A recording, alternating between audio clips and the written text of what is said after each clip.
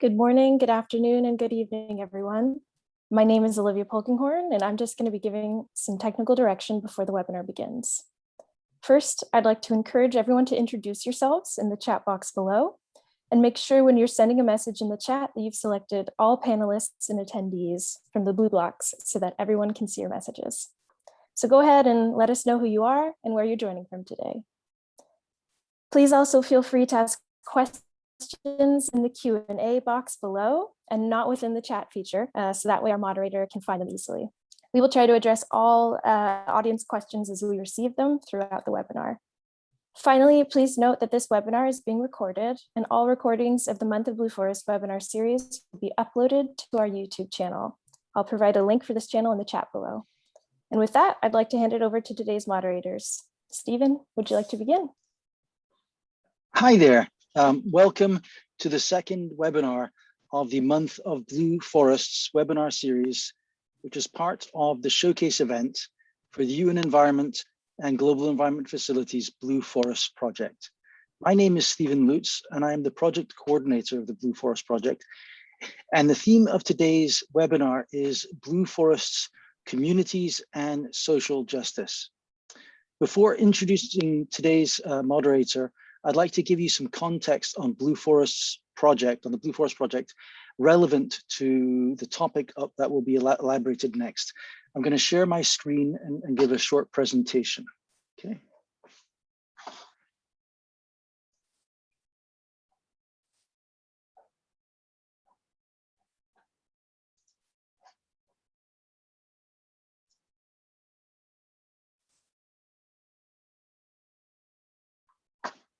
Okay, so as a little context on the Blue Forest Project. In 2015, the UN Environment's Blue Forest Project was launched to address the challenges associated with unlocking the value of coastal carbon and ecosystem services and converting them into options for improved ecosystem management. Now, this is a global project, and prior to this project, the science around coastal blue carbon and ecosystem services contained many gaps, and there were very few proof of concept or on the ground examples around the world. Additionally, the international community did not recognize the value of these ecosystems fully for climate change mitigation. The Blue Forest Project has been key in overcoming these hurdles in order to effect a truly transformative global impact on coastal ecosystem management and sustainability. And part of that story is blue carbon and community-based blue carbon projects. And you'll hear a little bit more on that later today from our speakers. And now a little bit in the context of blue forest communities. Blue forest communities depend on coastal marine ecosystems that store carbon and support a multitude of ecosystem services and co-benefits. These include food security through protein from fisheries, including mangrove crabs in Ecuador, recreational opportunities through fishing, nature viewing, and shoreline protection from storms and flooding. Blue forest ecosystems are also important to biodiversity, cultural heritage, and can be intrinsically connected to the health of nearby coral reefs. And this, the Blue Forest community setting is essentially how we manage our interaction with these coastal ecosystems and the benefits that we derive from them. In a project context, this includes interventions or policies that change the way communities may manage and interact with their coastal and marine ecosystems or blue forests. This includes the potential development of hotels or marine protected areas and blue carbon projects or projects that harness other ecosystem benefits from these ecosystems. And with any policy intervention, there are some in a community that will gain more than others. And these types of interventions can have large local impacts. And this translates into potential social equity and justice concerns that should be considered in order to reduce potential impacts from these projects and increase the chances that these projects will be more sustainable in the long run by addressing these impacts. So as a context, I'm going to go through just a couple sort of reflections on these issues that were brought up. So in the 2015 Paris Climate Change Conference, there was actually a protest about blue carbon. A group called the World Fishers the World Forum of Fishers People organized a protest, and I'll just read the quote here. If rich countries start focusing on the blue carbon in the developing world's coastal ecosystems, the people who live in these ecosystems could end up losing access to critical resources. So there's an issue of potential loss of access to resources. This is also reflected in an article on Yale Environment 360. Worries that the potential challenges with blue carbon may mirror what has happened in many poorly managed carbon forestry projects on land, casting doubt on the wisdom of extending the model to the sea. So essentially that there was issues facing terrestrial forests and the potential disenfranchisement of forestry communities to the resources that they had traditionally access to. And so to say, we actually do have an example of a blue carbon project with potential social equity issues.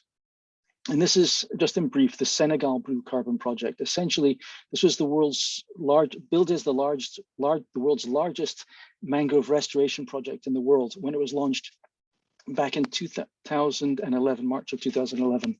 Partners included Oceanum, which is a local NGO, the Senegalese government, and the Livelihoods Fund. And Oceanum, this is basically, there was a large-scale restoration mangrove planting. Oceanum has reported that direct pay for planting work enabled the women to generate income and meet the needs of their families. However, criticisms have also arisen from this project. Also in the Yale Environment article, women there say they have received meager pay for their work and were not told about the carbon credits arrangement. And the IUCN has reported that a recent survey of 60 participants in another district found that none were aware that international companies might profit from their labor. And access to resources was a reported issue. In the project area, mangroves were prioritized over other types of land use for the length of the carbon crediting period, which is 30 years. That's from Yale Environment.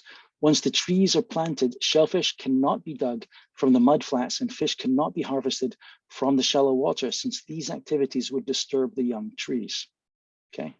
And one researcher also noted that women have no more access to these strategic places in terms of fishing, rice cultivation, or the gathering of cockles. They have not been consulted or informed. They will not get money from this mechanism. They are the losers. So that's pretty harsh criticism. So the question sort of arises, and we looked at this project and we looked at the concerns.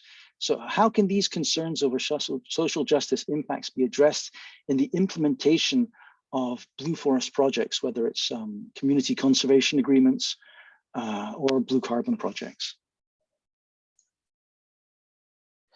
And you'll be hearing from the presenters on this topic. Also, through the Blue Forest Project, we hope to help answer this question through one of our key deliverables. So essentially the main products, lessons learned, and guidance from the project over the past, from over the past 5 years, including in communities and social justice, is being assembled in the Blue Forest Global Solutions website toolkit. This was launched just last week as an early access version, and we hope that that through a series of questions and answers, we can help demystify blue carbon, help communities and stakeholders harness ecosystem benefits and options for sustainable blue forests projects and policy, and also to make sure that communities and social justice is recognized at the forefront of these types of projects. So very quickly, if you go to the website, you can click on the community tab, and then you'll be sent to our social justice page, where we have a series of questions related to social justice issues. We have 3 there right now. We're going to have more. Okay.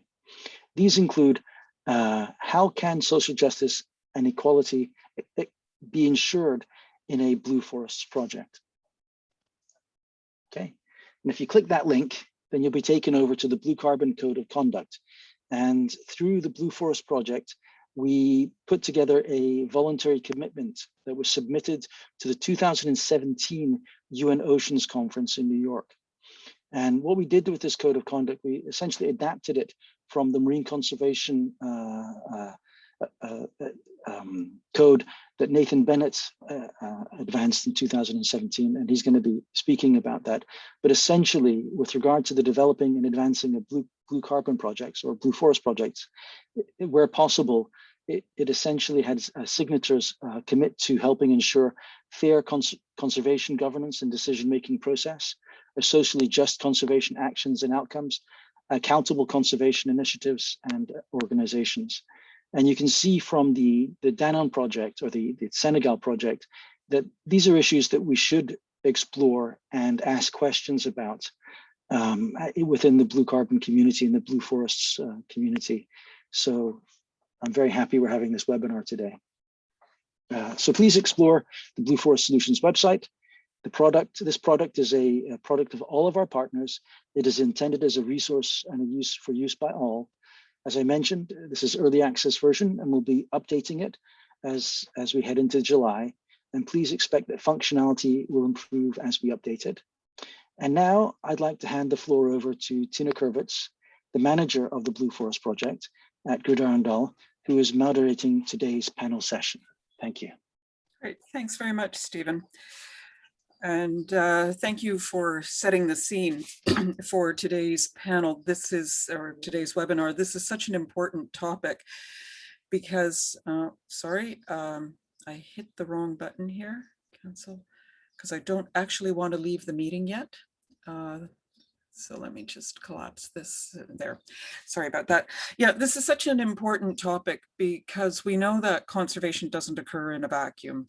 And it's really important to have the support of the people who are right there on the ground, who will be affected by whatever conservation measures are taken. And they should be able to benefit from it as well. So we have 4 exciting speakers today, and joining us from all around the world. They're going to tell us about blue forest communities and social justice. So panelists, as I introduce you, please turn on your video and then keep it on for the duration of the webinar. Cicilline, we know that you're having some bandwidth issues, so you can maybe just turn yours on when it's time and wave, and you can turn it back off again. So first, we're joined by Rahma Kivugo, who's the project coordinator of the Makoko Pamoja carbon offset project in Kenya. Rahma has also served in various capacities in the fields of renewable energy, agriculture, livestock development, community development, and coastal and marine ecosystems. So welcome to our webinar today, Rahma. Next, Cicilline, Rakuto, pardon me, Rakuto Mahazo, who since 2013 has worked in the field of community-based marine conservation with Blue Ventures. Cicilline works specifically with community-based aquaculture and community-based mangrove carbon projects in Southwest Madagascar, where he's currently writing his PhD on the implementation of a mangrove payment for ecosystem services project. Hello and welcome to you, Cicilline. And as I mentioned to everybody, we've been having some bandwidth issues, so he will probably be keeping his camera off for the duration there. You can at least give us a little wave so everybody knows that you are indeed here. Thanks. Next, we'll move over to Ecuador, where we're joined by Montserrat Alban, who works with Conservation International, working on the design and implementation of economic incentives for ecosystem service conservation, marine conservation agreements, financial strategies for marine protected areas, socioeconomic monitoring, and freshwater service analysis. So in order to keep her feet on the ground, Montse works to support women's organization and the engagement of local communities in environmentally friendly markets. She's currently working on understanding the social dynamics around marine ecosystems and how they respond to external shocks. That's quite a CV, Montse, so really glad that you're with us. And then finally, please welcome Dr. Nathan Bennett, a researcher, educator, facilitator, and independent consultant who works for various ocean and conservation-focused governmental, non-governmental, and philanthropic organizations. Trained as an environmental social scientist and human environment geographer, he's published more than 60 academic papers and book chapters on human governance dimensions of marine and terrestrial conservation, small-scale fisheries, climate change, coastal community development, and the blue economy. His work is global in scope, with past research and consulting projects in North America, Latin America, Southeast Asia, Europe, and the global oceans. Dr. Bennett's also the founder and principal investigator of the Peopled Seas Initiative and chair of the People and Ocean Specialist Group for the International Union for the Conservation of Nature. So as you can see, we have an incredible panel today with great experience. And what we're going to do now is I'll begin by asking each panelist to describe the projects that they're currently working on and what role social justice and community development play in those projects. Audience members, again, just remind you, you can ask questions throughout. Please put them in the Q&A box, not the chat function. And then at the end of the presentations, we'll start going into the questions and we'll get them answered then. So with that, Rahma, would you like to get us started, please, and tell us a little bit about your work? Hello, everyone. My name is Rahma Rashid Kivugo. I am the project coordinator to the Mikoko Pamoja Community Organization project that is located in the southern part of Kenya. Thank you for having me today on this platform. And to begin with, I'd like to say that Mikoko Pamoja is a Swahili term to mean mangroves together. It is a community-led conservation project that is located in the southern part of Kenya, as I mentioned before, and we mainly work for to conserve and restore the mangrove forests that are found within Gazi Bay. And basically, how we work is by involving the local communities living adjacent to this ecosystem in the various implementation processes of the project. So we find that we are usually, or we are most commonly recognized as the first ever sustainable payment for ecosystem services scheme in the world to successfully implement the various conservation activities in relation to mangrove forests. And the communities are able to benefit by using carbon financing as a tool. So we work to conserve 117 hectares of mangroves, where 107 hectares of these constitute of the natural mangroves, and the other 10 hectares constitute of the planted mangroves. We have been accredited by the Plan Vivo Foundation, which is a Scottish organization to operate for a period of 20 years. Currently, we are in our 8th year of operation. And I would say that why did we choose to deal with the mangroves? One is because we have the communities living adjacent to this ecosystem. And then two, we had the presence of the researchers who had like a long-term engagement with the local communities living nearby for over 10 years. So there was previous research done in the fields of restoration of the mangroves or any other field related to the mangrove ecosystem. So in other words, the blue ecosystems. And we find that mangroves are known to be very efficient in terms of protecting our shorelines against issues such as erosion, as well as other adverse weather effects. They're also useful in terms of the fishery sector by providing a habitat for the fish, breeding grounds for the fish, as well as protecting grounds for the fish. They're also known to be very efficient in terms of filtering water from the various sediments that are found within. Also serve as a home to other biodiversity, not only fish, but you can also be able to find other terrestrial organisms coming in into the mangrove ecosystems. And they are also known to be a very important aspect, or very important in terms of contributing to the culture of our people living in the area. We have our mangroves in Gazi acting as religious ground for the local communities. And previously, we know that mangroves were highly used for various provision services, such as the timber and the fuel wood for the local communities. But what we mainly focus on as Mikoko Pamoja is the climatic benefits of the mangrove ecosystems. That is why, from our conservation activities, we know that mangroves are known to be very efficient in terms of their capacity to sequester CO2 from the CO2 from the atmosphere and other related greenhouse gases. So from our conservation activities with the 117 hectares that we work with, we are able to sequester about 3,000 tons of CO2 equivalent every year, which generates about 30,000 US dollars every year. But this figure is not constant. It generally depends on how effective our conservation is as a community, and how responsive the forest is to the various interventions that have been put in place.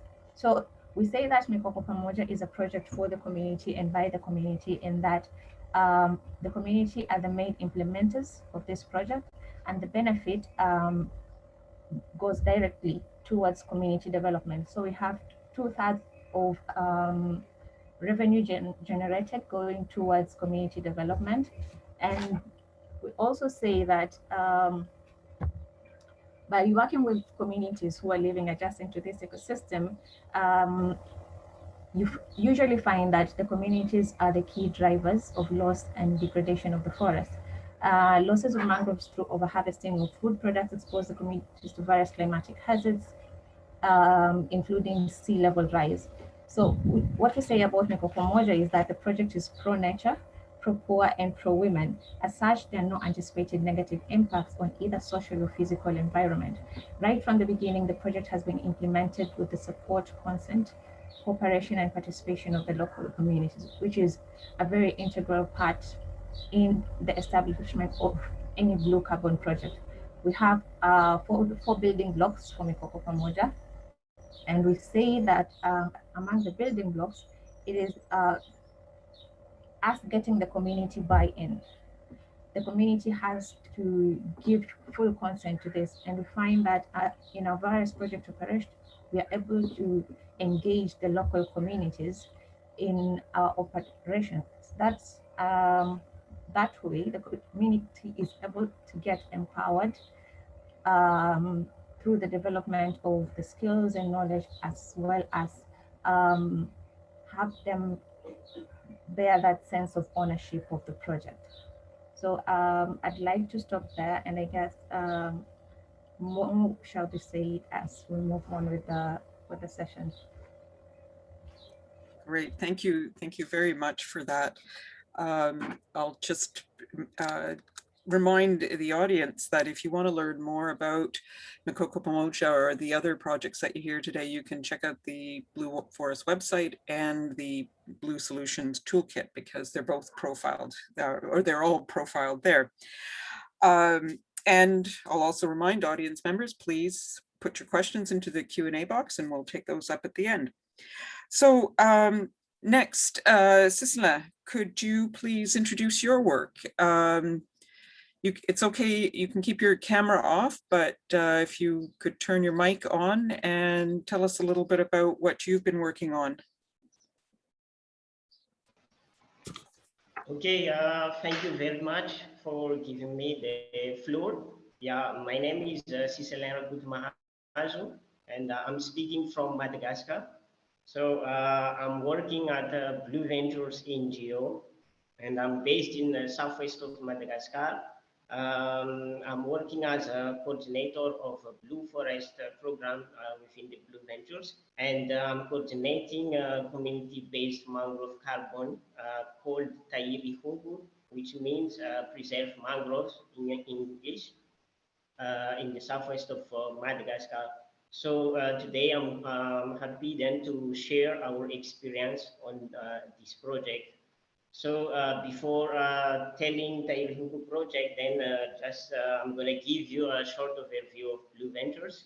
So Blue Ventures is a UK-based marine conservation organization, which was born in 2003 and dedicated to rebuild tropical fisheries with coastal communities.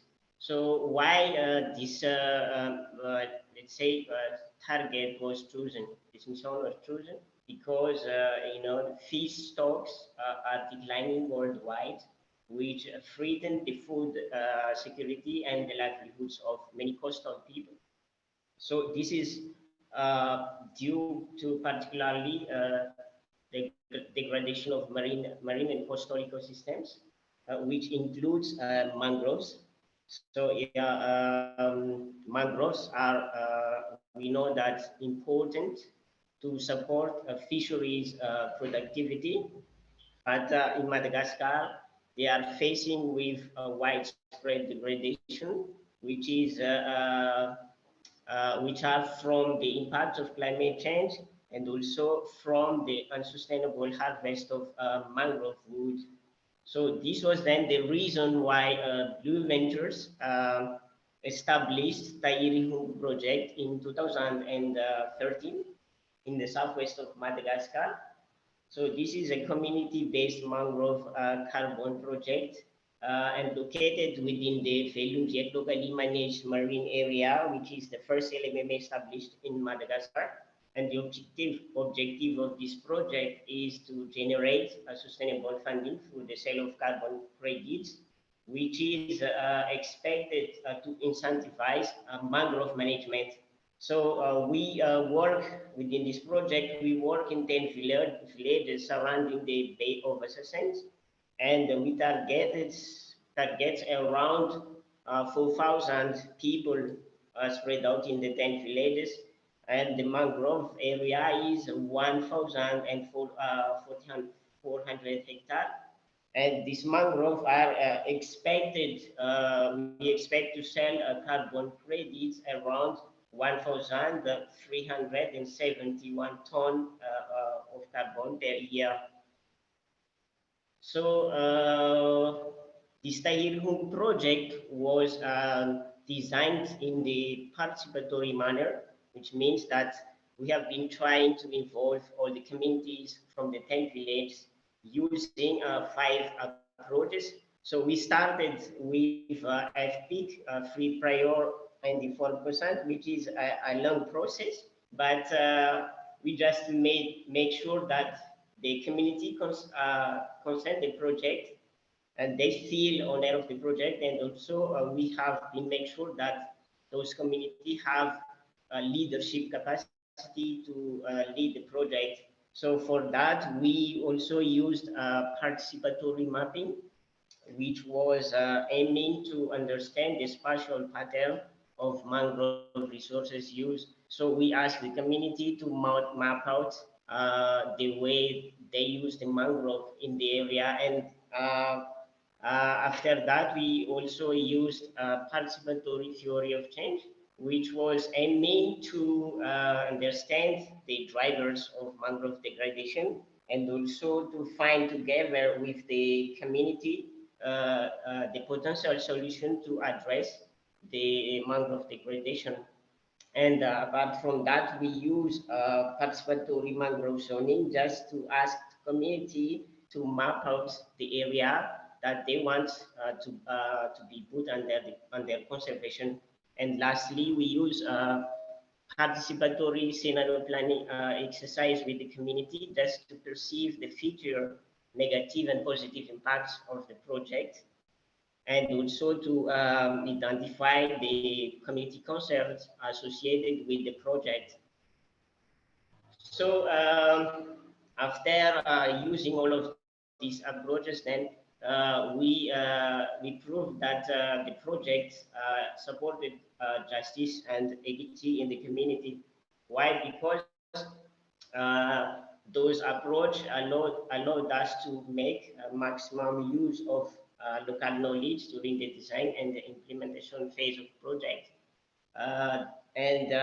We also, the management plan also was proven to be respected by the community. Why? Because it was proposed by themselves. And the approach we used also built trust between the project team, Team Blue Ventures, and the residents in the area. And the approach we used also addressed the problem and the concern associated with the project. And it also promoted gender equity, because we have been trying to involve all people, men and women, in the design and implementation of the project. And the participatory approaches we used also fostered community ownership of the project. And lastly, those approaches also provide a good governance practice with a high level of social inclusion. So what were then the impacts of this approach that we used in the mangrove conservation and in the community? So community in the Bay of the Seine managed to develop a mangrove management plan, and within this 1,400 hectares of mangrove were put under community management, and the community also participates fully in the monitoring, patrolling, and restoration activities. And lastly, they also have a full right to decide on how to use the carbon funds to support project activity and to build community infrastructures. So in general, then the participatory approaches that we used were very powerful then to just prove community equity in the area. So I think that's my intervention. So just to let you know, all of I said is written in the article, and we have just published 2 articles that I can share with you after this session of a webinar. And thank you very much for everyone for listening to me.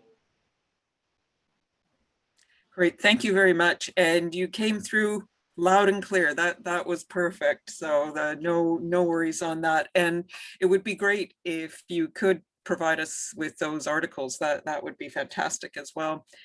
So next up we have Montse, who will tell us about the work that's going on in Ecuador. Montse, the floor is yours. Thank you, Tina, and thank you for promoting this conversation in a topic that we don't talk enough, and it's very important for achieving the social and environmental objectives that we all have. So it's really interesting for us to be part of this conversation. In Ecuador, we have this figure of the mangrove conservation agreements that were implemented from the year 2000. In the 80s and 90s, there was a lot of deforestation due to shrimp farmers mainly, and that deforestation diminished a lot the fishing areas of the artisanal fishermen.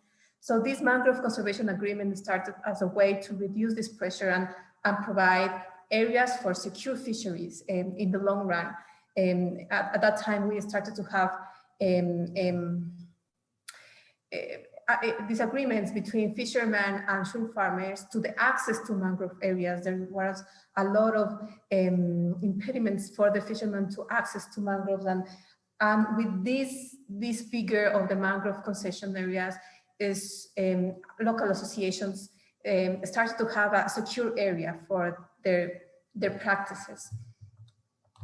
As CI, we support the creation of those associations and the access to mangrove conservation agreements. Now in Ecuador, we have something like 59 mangrove conservation agreements for an area close to 60,000 hectares. A big number of those mangrove artisanal fishermen are related to a mangrove conservation area. But there are some other mangrove artisanal fishermen that are not under an association and are seen like an independent fisherman. We have discussed a lot of how to include those independent fishermen in the associations. What are the main motivation for a fisherman to be part of association, and in that way access to a specific area. We have been able to increase a little bit the number of fishermen that are associated, but still there's a lot of there's a percentage of those independent fishermen that prefers to be independent and to move independent in different areas, even if they don't have a specific access or exclusive access to an area, they prefer to do in that way. So for us, there's an important discussion of what are the main incentives for local fishermen to be part of associations and have a specific access to a mangrove area. I just have to mention that in Ecuador, mangroves are owned by the government. So there's not a private property or even communal property around mangroves. So the government has to give this access right to an association, a community that applies for that. Another part of the discussion is the role of the women, the elders, and the youth. In the area, specifically in the area that we are working with this project, the inclusion of women in the associations is not more than 50%. In some areas, there's non-women part of association. And also, even if they are part of the value chain, they are invisible. So we've been working a lot of including more women in associations to be a part of the leadership of the associations and to really make visible the role that they have, especially in the craft value chain, as they are a key part of processing the meat of the craft. And in the case of the elder, this is something that we've been putting some attention and still is an issue, an important issue to address, because it's how to ensure a source of income to the elder fishermen that no longer can practice their activity.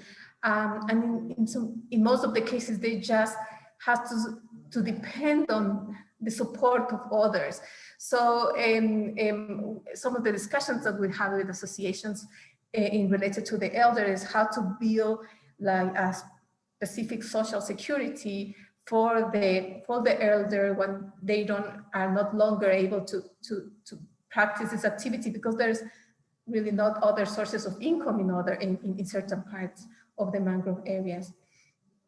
And also finally, I just wanted to talk about the importance of piracy and the impact of pirates and the piracy in these local poor fisherman communities. The robbery of boats, motors is terrible, and the impact to the economies of the fishermen is really important.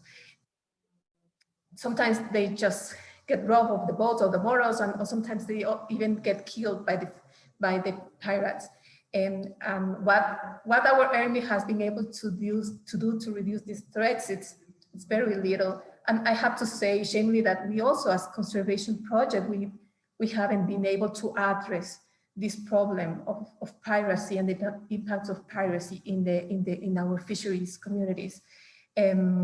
So those are my main reflections on this issue of social justice, that in some cases we've been able to, as Cecilon was talking about, to include good practices and ethic procedures in decision making, to be more aware of the role of women in the associations and improve the role of women.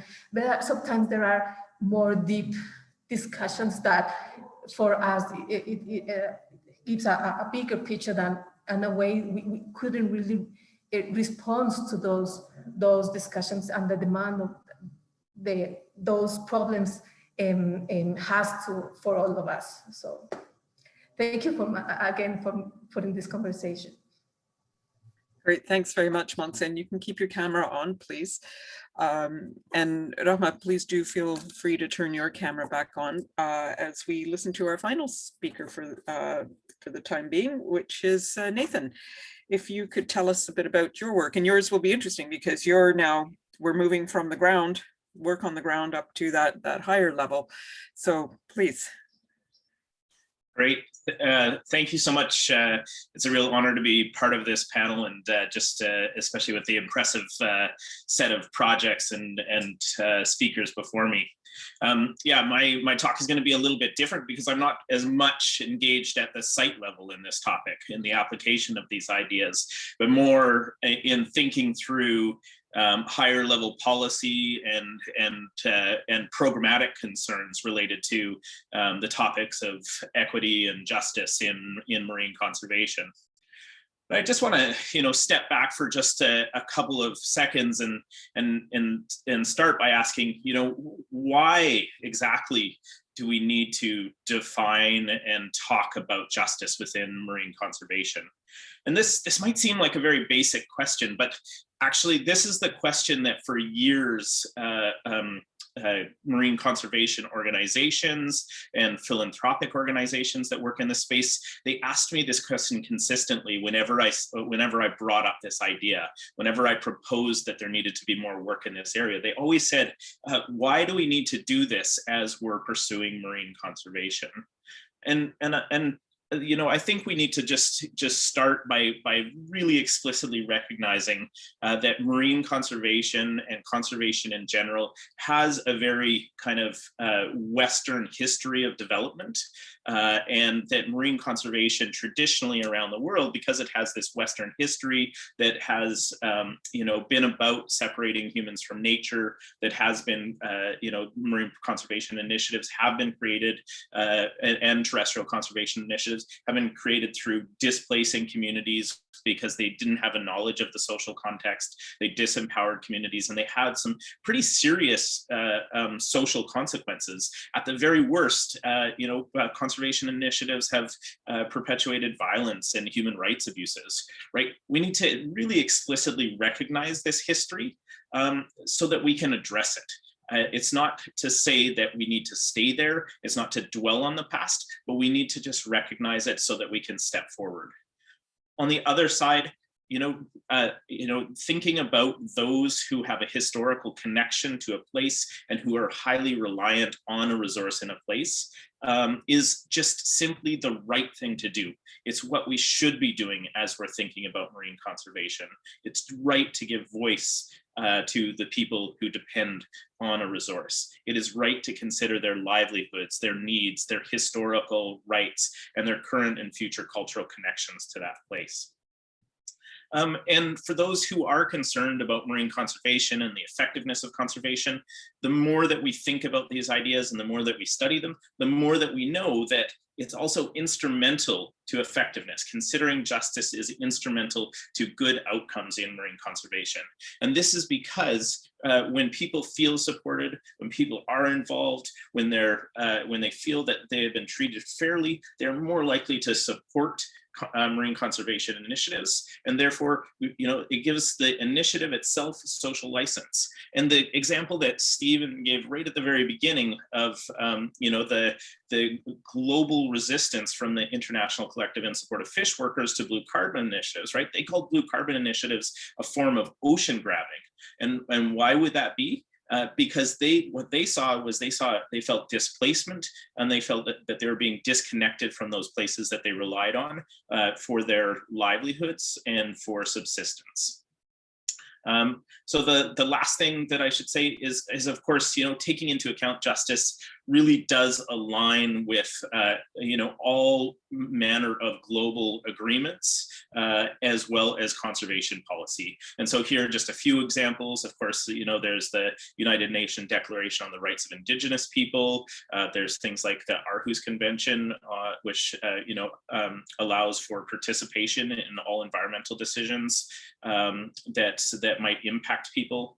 And then, of course, there's things like the Convention on Biological Diversity, HE targets, targets, which ask that we create equitable and effective conservation initiatives, and similar sorts of language around rights and governance and equity has also found its way into the post-2020 biodiversity framework. So these are just, 4 big reasons why we need to take justice into account. But then how do we actually go about this? What do we need to do? Well, obviously, those who are on this panel have a real grounded approach to thinking about these issues and are thinking about how to do this every day. But for some of the big conservation organizations and foundations that are supporting these types of initiatives on the ground, they also need some guidance. And this came up a few years ago at a global conservation meeting where, there was a very tense conversation about the impacts of marine conservation on local communities. And what came out of that conversation is this idea that the marine conservation community needed a code of conduct to guide its way forward. And that's the code of conduct that I was really impressed to see the Blue Forests Initiative took that forward as a voluntary commitment at the UN Ocean Conference.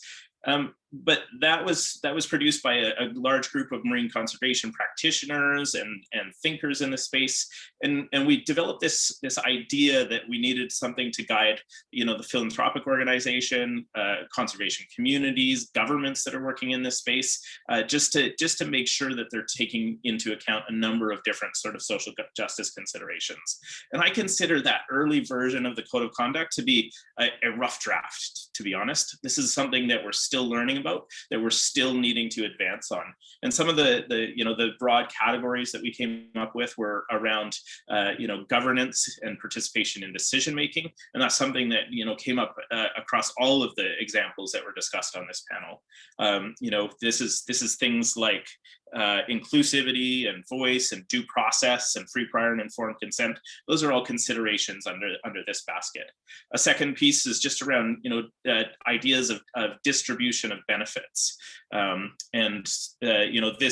here we're talking about access and benefit sharing arrangements. We're talking about ensuring that food and livelihood security are taken into account. We're talking about compensation mechanisms when those are necessary. So these are all sub baskets of this kind of distributional idea. And of course, at that time, we really emphasized the importance of accountability, that there needed to be accountability within organizations to make sure those ideas have come forth. But since writing the code of conduct, as we've continued to work on these ideas with a number of different organizations, I would say that there's a couple of areas even within that code of conduct that need some strengthening. And we have a paper coming out in a couple of weeks in the Frontiers in Marine Science that really kind of lays out some of the areas that were missing from the original code of conduct. And that's first of all in the area of management. A lot of the thinking around equity and justice at the global scale, it really talks about a number of different aspects of governance. So they're talking about participation in decision-making, they're talking about voice, due process, self-determination, all of those sorts of things, but they often don't get down to the level of participation and inclusion in on-the-ground management. So local communities have innate abilities and capacities that they are able to apply to the work of management, not just as participants, but also as leaders in that management. So we think Indigenous-led conservation initiatives, locally community-led initiatives. That sort of information didn't make its way into the code of conduct, and I think that does make its way into the projects that are happening on the ground. But I think funders and large NGOs need to be more cognizant that also needs support, because that is in terms of supporting ongoing capacity for management, that funding needs to make its way down to the ground so that it's buoying up local capacity rather than providing capacity for external organizations to do the management. We also felt that strengthening the environmental aspect of social justice and equity frameworks was really important. The quality of local environment is important. and the nature's contributions to people.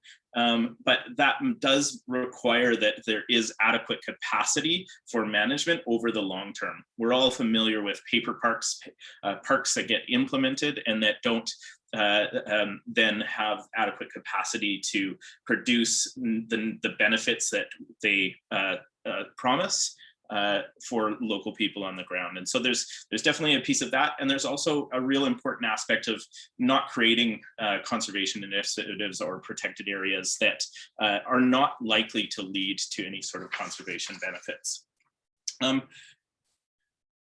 Yeah, so there's a few more pieces to the kind of the continued work on equity that I think need to find their way into future codes of conduct for marine conservation.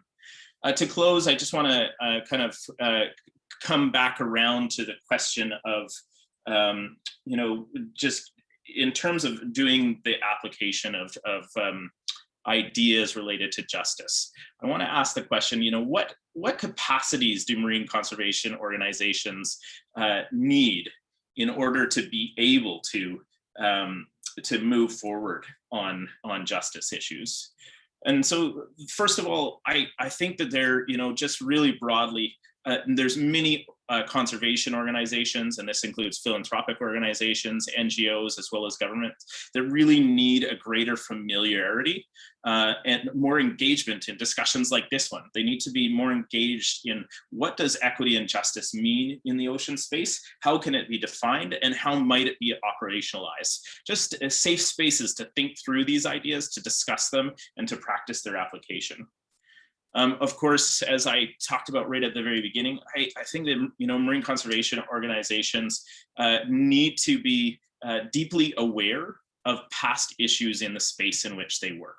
They need to understand past injustices, past human rights abuses, and they need to explicitly recognize them so that they can address them. I feel like when skeletons are kept in the closet, then those skeletons continue to emerge within conservation. And I think that that is a really important thing that needs to happen in marine conservation, is that we need to be cognizant, recognize those issues so we can move forward. The third thing that I think marine conservation organizations need to do is to increase human dimensions capacity within their organizations. And that's not researchers, but people who have the ability to think socially, right? This is something that is a skill. It's something that takes practice. And I think many of those that are hired into marine conservation organizations have training in natural science and ecological dimensions, but not necessarily in the ability to think socially. The fourth thing is just a general increase in our engagement with evidence from the marine social sciences. You know, all of the topics that we're discussing here, things like rights, things like human well-being, things like governance, all of these sorts of things, it's sometimes hard to make good decisions about some of these topics without adequate documentation and evidence. So, for example, rights and tenure is something that we often don't map or document before we go into an area where conservation work is occurring. Two more points here. You know, for those that are working at a really high level, the programmatic level, I think, you know, there needs to be consideration of how equity and justice issues are mainstreamed in programmatic objectives, in activities, as well as in funding. You know, so for philanthropic organizations to say, you know, we are working in the blue carbon space, we value the achievement of both, you know, ecological objectives of, you know, habitat protection, but simultaneously human well-being of coastal communities, and that those objectives then, you know, find their way out into program-specific practices. And a final point that I think is, you know, just absolutely fundamental is, you know, the conversation around diversity and inclusion has really become quite strong over the last couple of years, especially driven by, you know, the Black Lives Matter protests in the United States. But I personally am a little bit afraid that those conversations are going to go away. I think those conversations need to stay at the forefront, and I think that conservation organizations really need to commit to taking solid action to advance diversity and inclusion within their organizations. And I think that's important because that is a foundation for any of the other points that I've made throughout these last bunch of minutes. We need to have a foundation in diversity and inclusion in order to advance equity and justice. So to close, just this is the hard work and this is the important work. But I think committing to implementing equity and justice in marine conservation of all types, including in blue forests, is absolutely necessary as we continue to move marine conservation forward.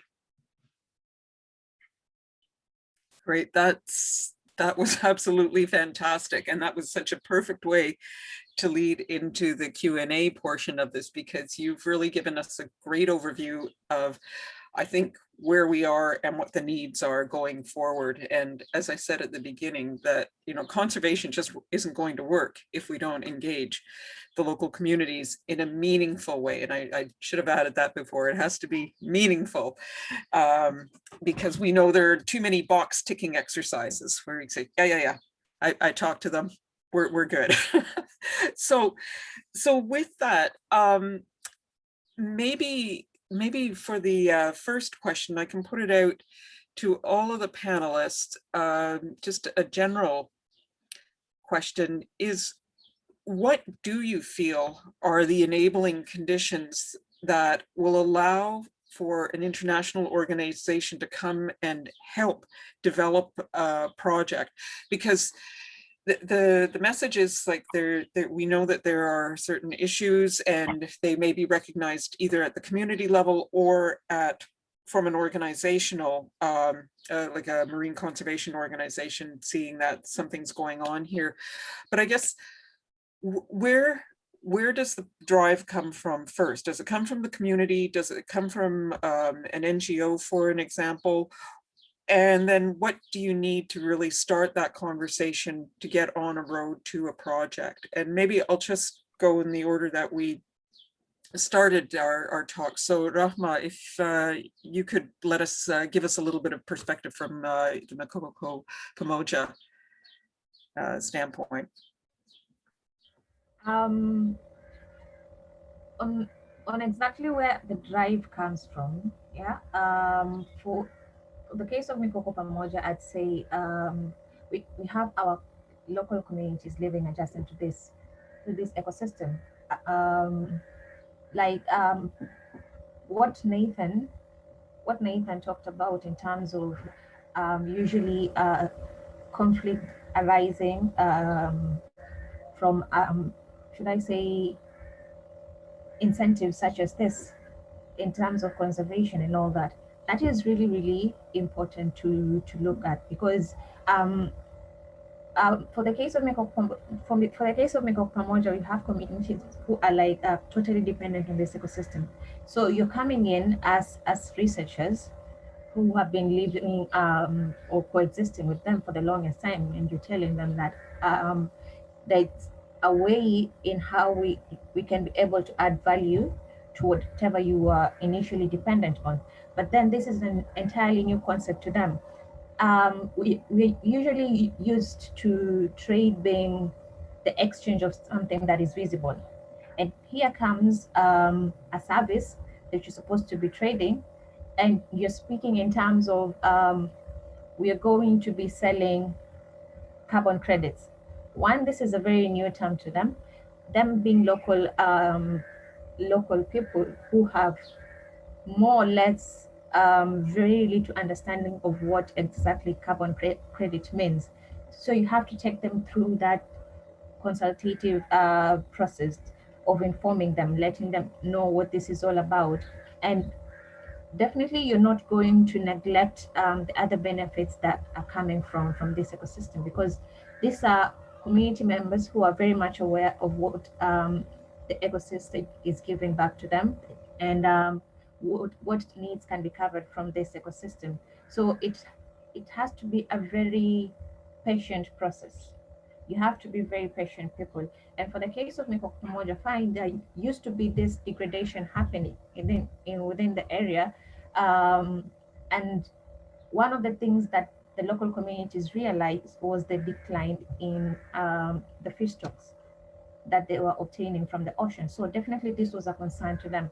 And then you have the country researchers who have been there and other researchers coming from outside who had been doing various studies in the area, coming in to tell them that, okay, this is what you've been getting from this ecosystem, but there's a way in which we're going to make things better. So there has to be some synergy in both scientific knowledge and the indigenous knowledge. You have to reach a consensus. And like I said, you have to be very patient in this process because there's going to be a lot of conflict coming in from the local communities, because for what Miko Pamoja has been doing is we've been telling the people not to harvest goods from this ecosystem in terms of whether it's firewood or poles for construction. And this is the very same activity that these communities were previously engaged in. So I guess there has to be, for the community, they have to have a particular concern that they've noted from this ecosystem. And you as an NGO or as a researcher can find a link in this and see on the best way to push the topic forward.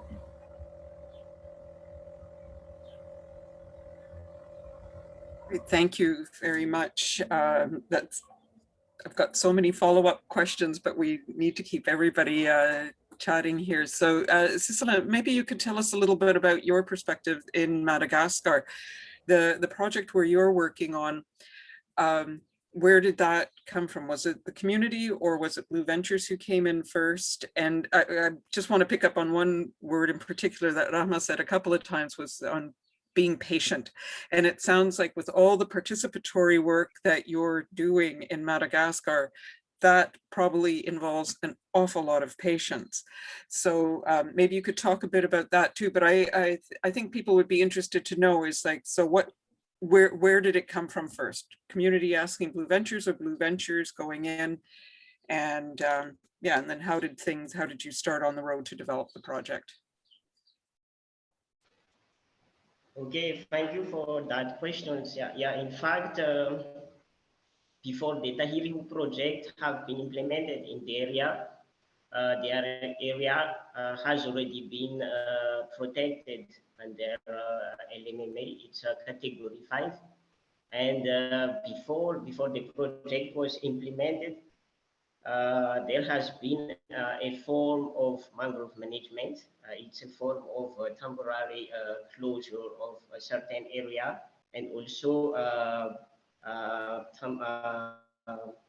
permanent reserves, mangrove permanent reserves. It was like an initiative of the local community, but these approach were not sufficient to protect the entire mangroves of the Bay of the Sessions where we are working.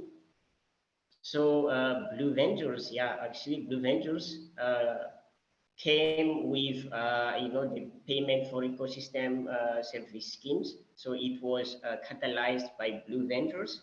But as my colleague from Wikoko Pamoja said, so we need to combine like scientific knowledge and community knowledge.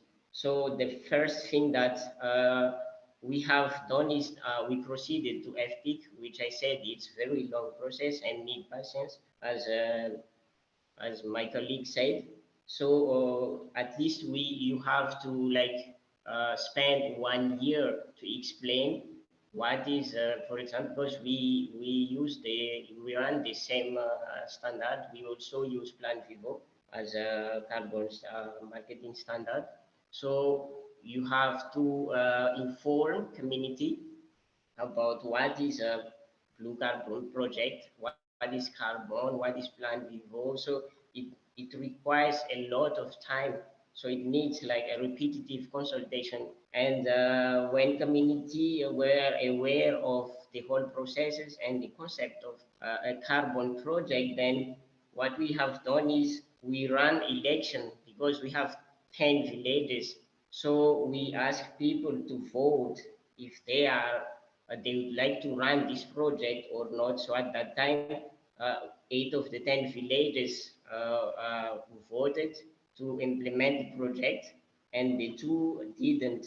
And then we asked the cause, why didn't they vote?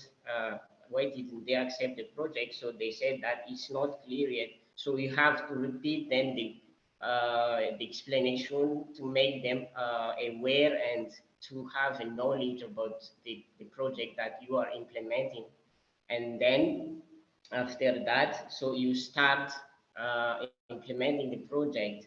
And as I presented to you, so the approach that we used were participatory approaches. So it helps a community to be involved in the project and to make decision making, and then to let them like having right and expressing themselves, to telling their concerns about the project, and etc., etc. So that was the approach that we used, but actually it was catalyzed by Blue Ventures, but we made sure that community fully support the project through the use of participatory approach. Thank you. Great, thanks very much. And yeah, that word patience comes up again. Montse, maybe you want to tell us about the experience that you and CI has had in Ecuador on the same issue. Yes, Tina, about the Senegal conditions. One thing that at CI in the last years we've been pushing a lot is to implement projects with a right-based approach. So that came with a lot of training, staff, moments of the staff to be aware and to use the guidelines around that. So, and a little bit more, it take a little bit more time, as Nathan was talking about, to have a specialist. So to have the gender specialist or the social scientist, that took a lot more time. So for us, it's been a mix of having our current staff and access to a proper train, but also to try to involve in the way we are starting new projects to have those profiles in-house. But it's time consuming. Another thing is all this process, as Rahma and Cecilan was talking about, takes time and takes a lot of resources. Because there's a lot of involvement, a lot of moments, no? So have donors that understand and prioritize this is important, because we also have received the comment on why you are putting so much budgets in trainings or in meetings. And it's also important to talk about the donors, the main sources of financing that we have, to highlight the importance of this. And I just will add the issue of having staff that are familiar to the areas that we are working. So we are not just a lot of people that recently appear in an area, but we have a lot of my colleagues has a history of working on some areas from the 2000s, even before. And that's, I think that has been key for the success of our intervention, because they know each other through the time, and they have the confidence and they know that they can speak openly about anything. And if they want to criticize or point out some mistake, they can do that. So that has been key. Great, thank you, Montse. And your last point actually that sort of resonates with what you had said about the idea of a safe space where you can have these very open and honest discussions. So I'll put the same question to you, but obviously you're coming at it from a different angle. So I guess it might be interesting to hear what does an international organization, what do they need to do, or well, not, at what point would they feel comfortable coming in with financing, especially when we hear how long these things take to set up? Because I know in my own personal experience with a project outside of Blue Forest, the funder was very anxious to get results, like now, but the communities, it was an entirely new concept of integrated ecosystem management, and there was a lot of groundwork that needed to be done. So maybe you can address that point. Yeah, sure. I mean, you know, when we're talking and thinking about these ideas, underlying all of this is a really central concern of many people, you know, in conservation organizations, in philanthropic organizations, with the current state of the natural world, right? And the narrative that comes forth really strongly is that conservation is needed everywhere and conservation is needed now, right? And actually, I believe that. I believe that conservation is needed everywhere. We need conservation in cities, we need it in mangroves, we need it in coral reefs, we need it in forests, we need it in all of these places. This is something that the science tells us, and I believe this very strongly. But what happens is that the way that this narrative plays out in these organizations can become dangerous, right? It can become dangerous because the push to make conservation happen fast within ecosystems creates a bit of a homogenizing narrative.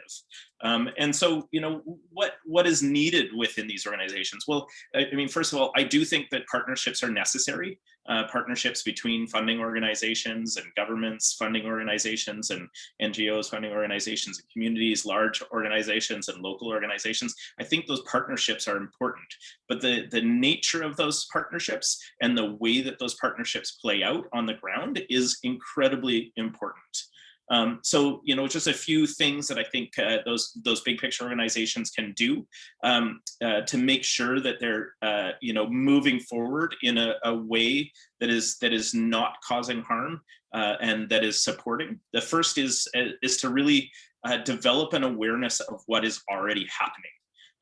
What we know is that some of the most biodiverse places on the planet are indigenous owned and managed lands, right?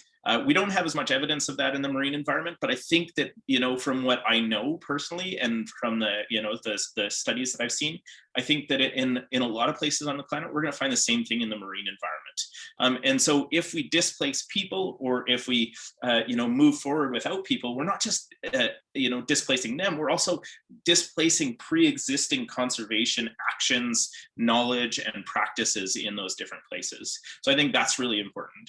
A second piece is, just a real humility, coming in with humility and a willingness to listen and learn first, to understand the context before trying to push forward some sort of external model that is very one size fits all. A third point that I might make in this space is that I do think that sometimes with certain types of conservation, such as payments for ecosystem services or carbon credits, that the framing actually is wrong. And what I mean by that is that often people's motivations for participating in those programs are different than the way that we think about them. So we often use the language of incentives within economic payments and payments for ecosystem services and carbon credit programs, but I actually think that it's often the wrong framing, because in most of the places where I work, people already want to do conservation. They know the value of their environment and they are motivated to move forward with conservation initiatives. But what they lack often is the capacity, right? Often there's something that's interfering with their ability to do that. Maybe that's livelihood needs, maybe that's other sort of basic concerns in their life. And so framing those payments as an enabler for the things that people are already motivated to do, but they just may not be able to do because of certain capacity concerns. And I guess maybe just the last thing here is, you know, that starting with a commitment to relationships and to partnerships with local organizations and communities is, you know, just really foundational to this work, but not, you know, taking a lead in those partnerships, right? Actually, you know, I guess embracing that humility, stepping in and providing, you know, what resourcing or capacity or knowledge that can be provided, and then immediately stepping back and letting organizations who know better, who know the place, who understand how to work in that place, who have a long history in that place, letting them shape the program and help to develop the understanding and chart the way forward is just, to me, really fundamental. If large organizations are hoping to support conservation everywhere, then they need to, you know, go in, develop that knowledge, and step back. That's great. And I'm really getting the sense that if all of our panelists were in charge of everything, or if everybody could think that way, we would be well on our way out of the big mess that we know that we're in, because I'm hearing all the right things, and I know you're doing all of the right things. Something else that's come up, it's not just when you've got outsiders coming in, but we've heard a little bit about conflicts within the community.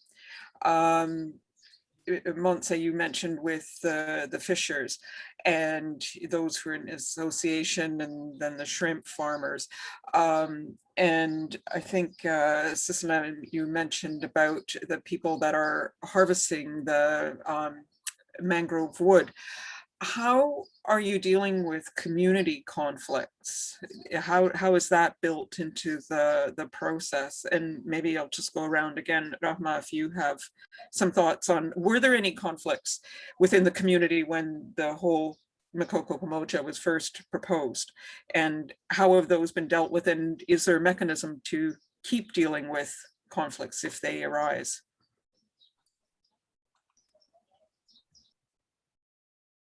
Let me allow Cicely to start responding to that question as I think it through.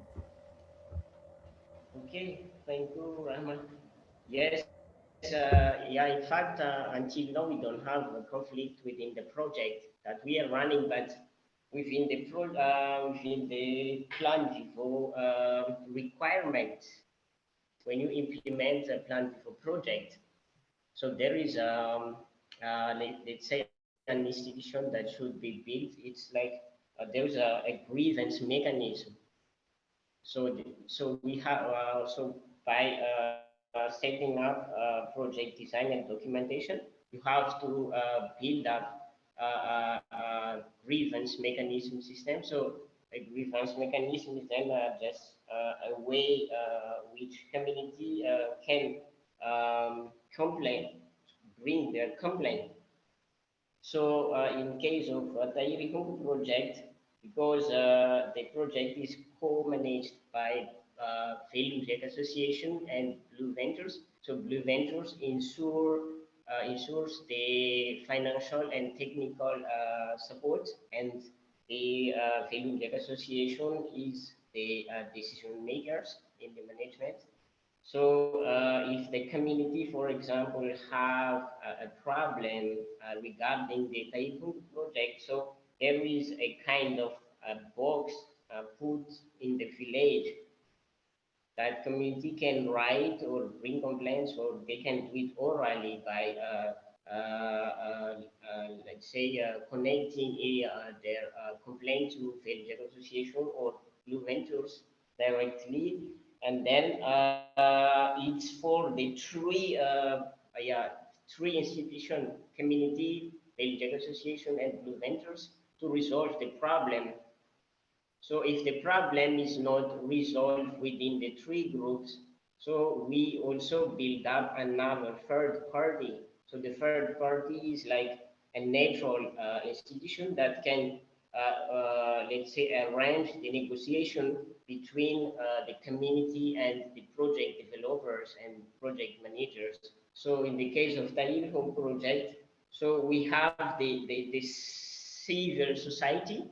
Yeah, the civil society is one of, in Madagascar, one of the institutions that can arrange conflict in the country. So we choose this civil society to, if there is a big problem within our project, to solve the problem. So that is our mechanism to resolve conflict within the project management.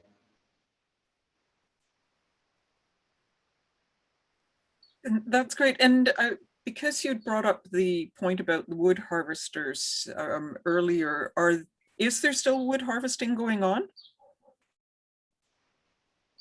Okay, yeah, thank you for this one. Yeah, in Madagascar now we have a problem about the regulation regarding mangrove use. So they in 2014, the government sorted out a decree that banned everything done in the mangroves, and now community don't have a right to use mangrove woods.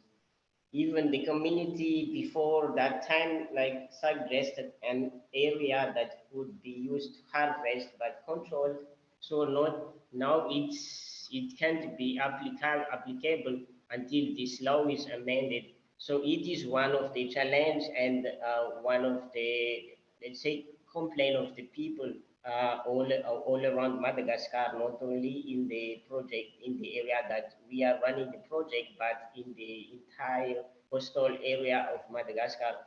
So nationally, there is like a platform that combines all the actors involved in mangrove management, which include local community, association, LMMA, and etc., etc. So they came together and we are still in the process of finding solution like advocating. It's in the government, you know, but to know there is no solution. The government does not yet amend the law, so it is one of the big challenge for the management of mangroves in Madagascar now.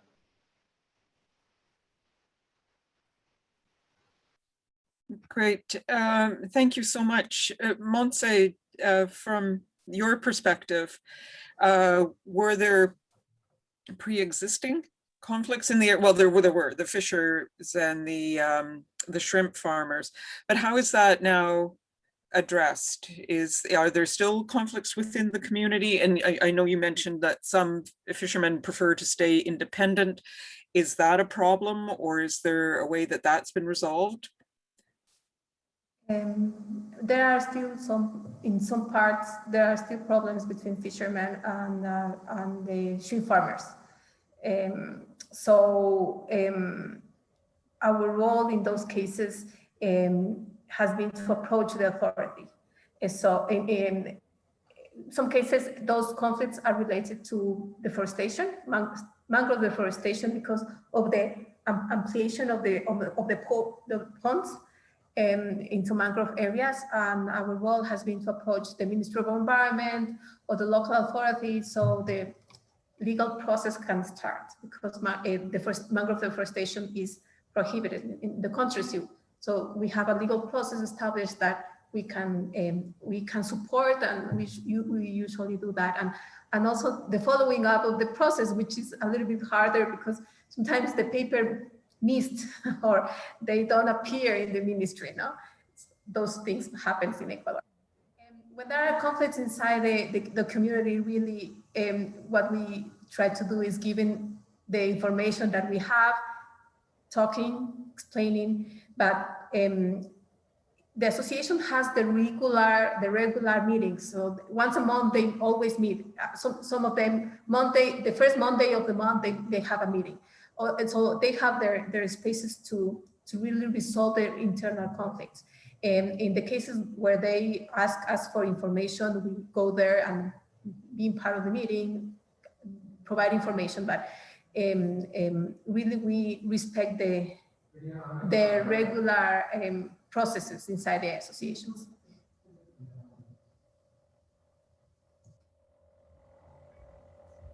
Great, thank you so much. Rahma, did you want to add something to what Sisla and Montse have said?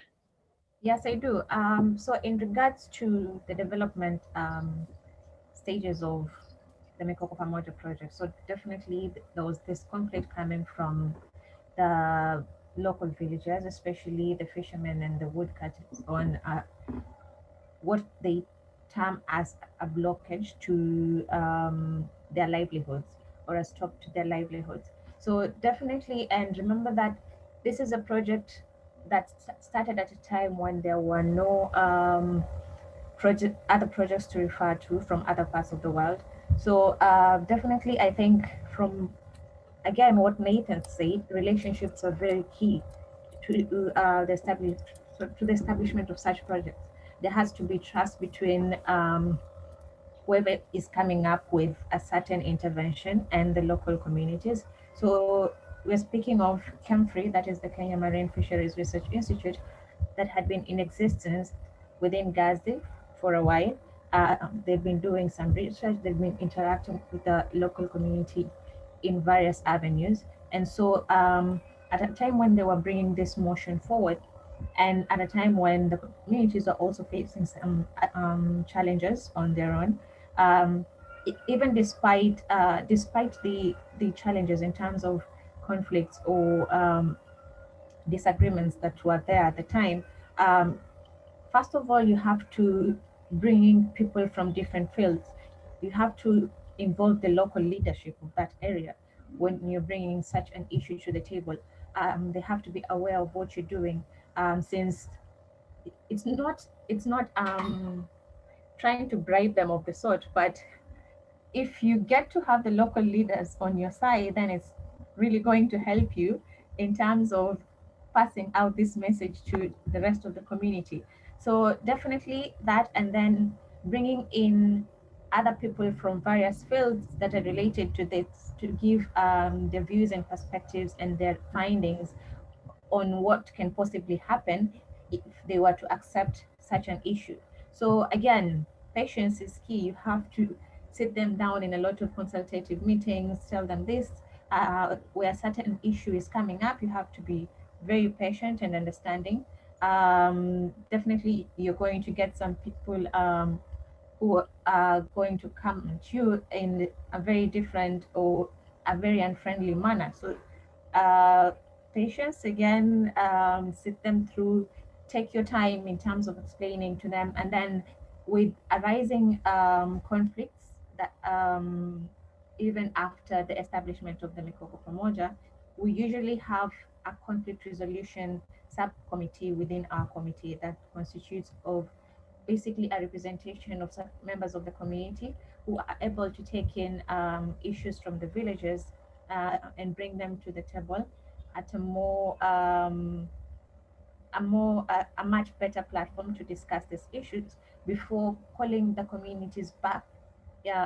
In terms of this, we call them barazas, but this is to mean an informal congregation where you get to involve the entire community in your talks and in any issues that is affecting the community.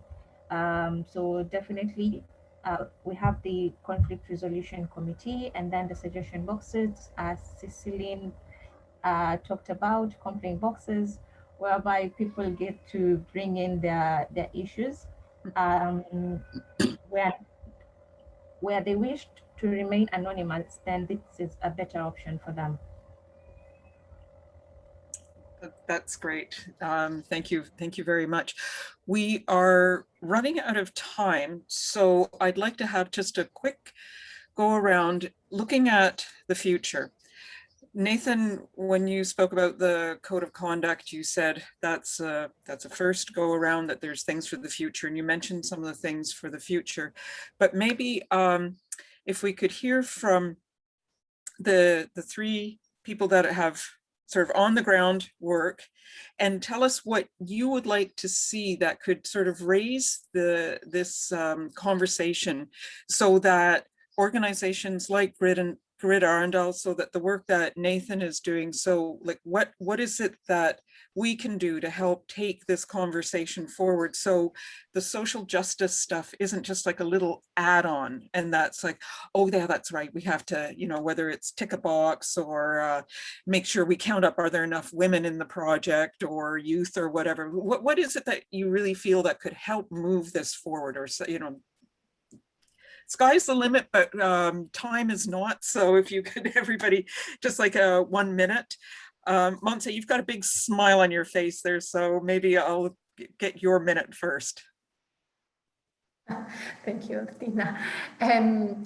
My suggestion for Nathan, no, I was thinking on one thing that we've been seeing inside CI is when GCF or Jeff projects starting to be more strict on the safeguards, on the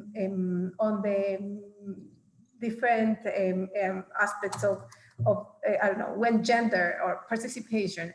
This is something that really moves all of us along. So really to have this type of conversations in an international sphere, I think we need more of that to train, I don't know if that's the correct word, I'm sorry, the donors, the governmental organizations, the bilateral agreements.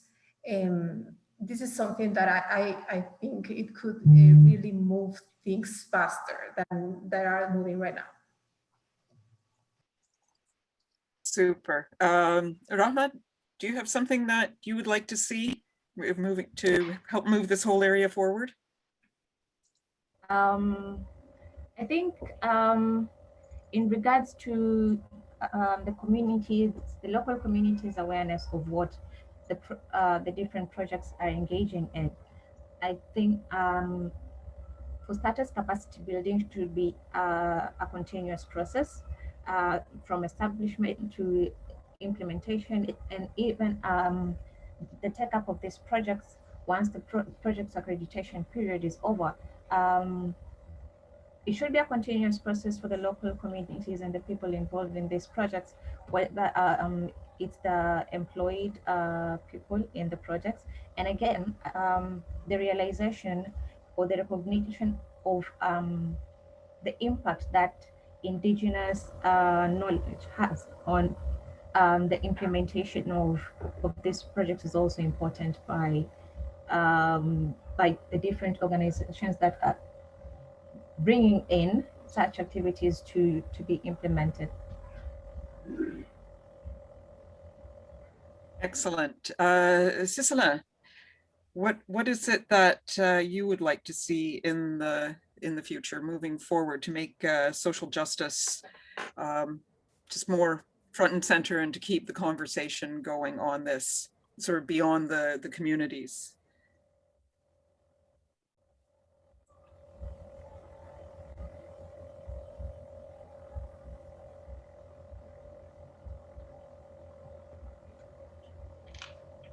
Sisela, are you still there?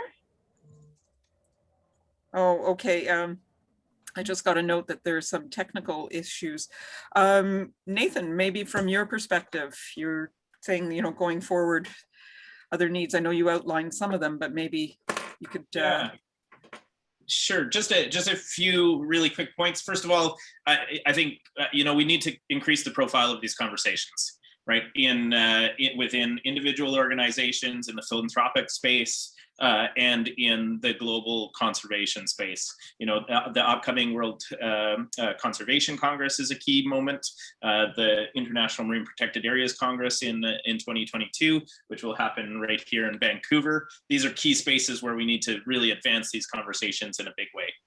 And in doing so, I think, you know, again, to this idea of moving beyond tick boxes, I think we need to move far beyond safeguards and tick boxes. We need to be much more aspirational in our practice, so that we're moving forward in a really good way. And then the final point is just, one of the needs that I've identified is this need for continual training and capacity building across the marine conservation community. We all need to learn how to do this better. There's many of us who are, lacking the capacity and the skills, and we need to increase that training and capacity building in all of the skills and tools. And that's something that I'm working on, developing a program of training and capacity building to help advance these sort of ideas within the marine conservation community. So those are the 3 quick ideas. That's super. And it seems like, Sisson, I think you're still having technical issues. Okay, that's unfortunate, but at least we heard a lot from him throughout this. I want to thank everybody so much for giving us your time, morning, noon, night, wherever you happen to be. This is such an important issue. It's such an exciting issue. I wish that we were together and we could continue discussing it, but Nathan, as you said, there are these congresses coming up, and we need to find opportunities to keep talking more about this. So let's all do what we can to keep the conversation going. Again, I invite you to look at the Blue Forest website for more information on our sites. The hang on, it's a new website now. It's the Blue Forest Solutions, I think, .org is our toolkit. Olivia or Stephen will jump in if I've got the wrong URL. And of course, I'll also make a little plug for our next webinar is next Thursday, July 1st, and it's on the science aspect of it. But thank you again to all of our panelists, to everybody who listened in, and tell all your friends, because they can come in and watch this afterwards and come back with more questions, and let's keep moving this great work forward. Thanks everybody so much.